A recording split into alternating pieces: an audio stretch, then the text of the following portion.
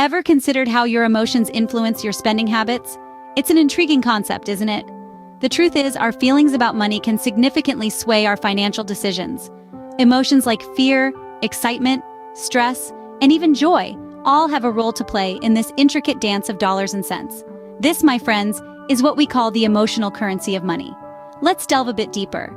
Research shows that our emotions can drive us to make impulsive purchases. For instance, have you ever bought something on a whim because you were feeling down and thought it would cheer you up? That's called retail therapy, a classic example of emotional spending. The flip side, emotions can also cause us to hoard money out of fear, preventing us from taking calculated risks that could potentially lead to bigger rewards. It's like being stuck in a financial paralysis, unable to make a move. But here's the thing. While emotions are an integral part of being human, they're not always the best financial advisors. Recognizing this is the first step towards curbing emotional spending. How do we do this? Well, the trick is to pause and reflect before making a purchase. Ask yourself, do I need this or do I just want it because I'm feeling a certain way? It's a simple question, but it can make a world of difference. Another useful strategy is to create a budget and stick to it. Having a clear financial plan can help keep your spending in check and your emotions at bay. Lastly, remember that it's perfectly fine to seek professional help if you're struggling with emotional spending. Financial advisors, therapists, and support groups can provide valuable insights and strategies to help you navigate your financial journey. There you have it, a brief exploration of the emotional currency of money. As we wrap up this segment, keep this in mind. Emotions are powerful, but they don't have to dictate your financial life. With awareness, reflection, and a bit of discipline, you can take control of your spending and pave the way towards financial stability. Emotions are not always the best financial advisors. What's your money mindset? Is it scarcity-driven or abundance-oriented? Your mindset towards money, whether you realize it or not, greatly influences your financial behavior and outcomes. Let's start with a scarcity mindset. This is when you believe that there's never enough money.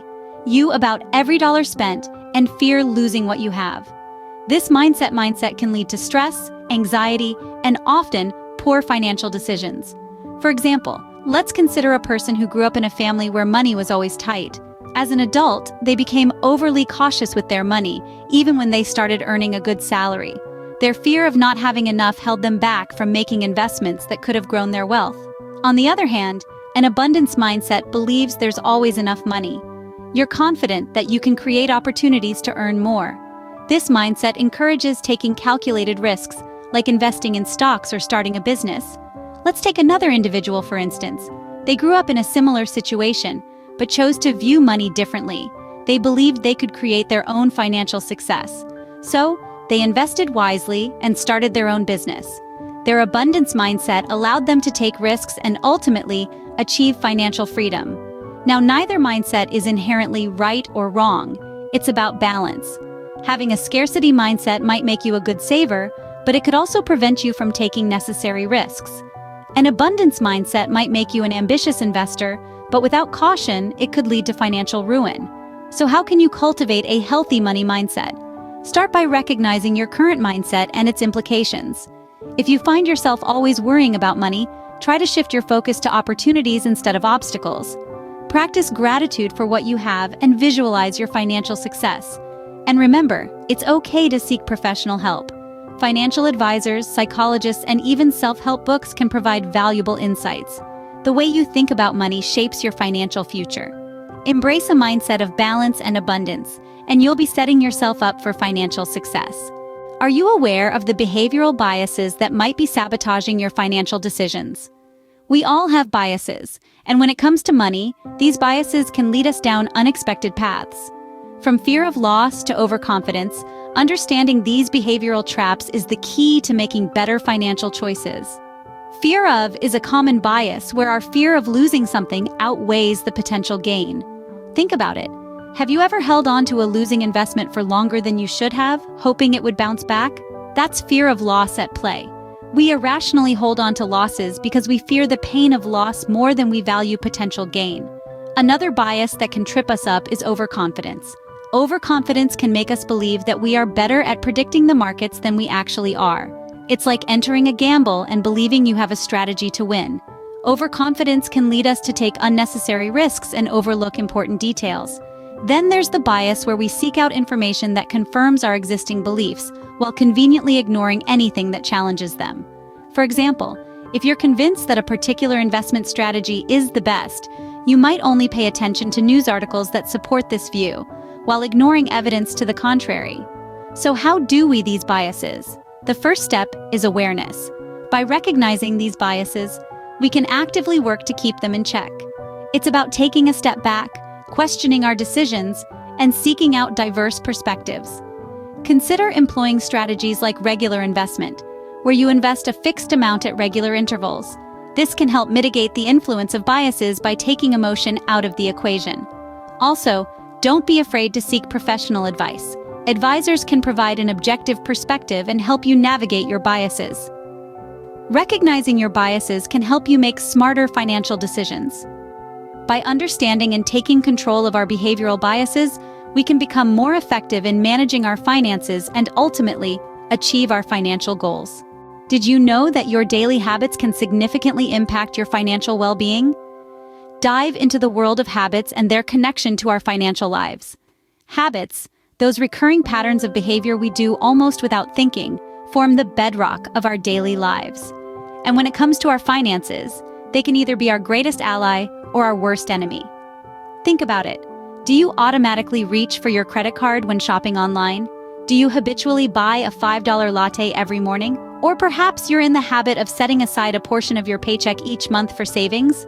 These are all financial habits, and they can have a profound impact on your financial well-being. Positive money habits is like planting a seed. It may seem insignificant at first, but with time and consistency, it grows into a sturdy tree, providing shade and bearing fruit. For instance, the habit of saving just $20 a week might not seem like much, but over a year, that's over $1,000. Over a decade, that's $10,000, not including the power of compound interest. But how do we cultivate good financial habits? It starts with awareness.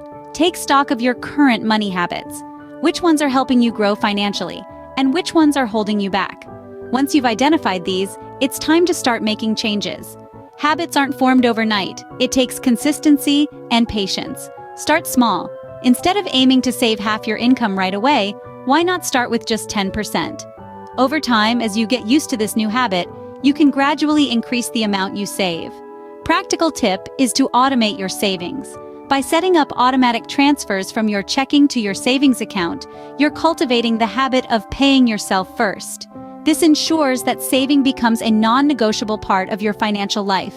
Good money habits are your ticket to long-term financial success. By consciously developing these habits, we can take control of our financial futures and build the life we desire. So, let's start planting those seeds today. What's the story you want to tell with your money? Decision we make with our finances is a sentence in the narrative of our financial story. And like any good story, it needs both a plot and an end goal. So, ask yourself, what's your financial end goal? Is it a peaceful retirement by the beach, launching a unique venture, or perhaps creating a legacy to leave behind? Financial goals are as diverse as we are, and they reflect our deepest desires and ambitions. But remember, the key to achieving these goals lies in aligning your money decisions with them. It's about making your money work for you, not the other way around. Think about it. If your goal is early retirement, then you might want to consider investing more aggressively or saving a larger portion of your income. If you're dreaming of starting a venture, then perhaps it's time to start a side hustle to generate extra income. And if you aim to leave a legacy, then estate planning and philanthropy might be areas to explore. The key here is to start. Start now, no matter how small. A single step today can lead to a journey of 1,000 miles. It's about creating a financial story that is uniquely yours, one that is authentic and true to your values. Remember, this journey is not a sprint, but a marathon. There will be bumps along the way, and that's okay. It's these challenges that shape our financial character and make our story interesting. And who knows, your story might inspire others to start their own financial journey. So we encourage you to share your financial goals. Your stories can motivate others and create a community of financial wellness. After all, we're all in this together, writing our unique financial narratives. Financial story is yours to write. Make it a good one. Because in the end, it's not just about the money. It's about the life you want to lead, the dreams you want to achieve, and the legacy you want to leave behind. So, go ahead and start crafting your financial story. The pen is in your hands. If you enjoy the content and want to support the channel, don't forget to give this video a thumbs up. It really helps us reach more people who might enjoy what we do. And if you haven't subscribed yet, just click that red subscribe button and join the Blitflare family. I'd love to have you on board.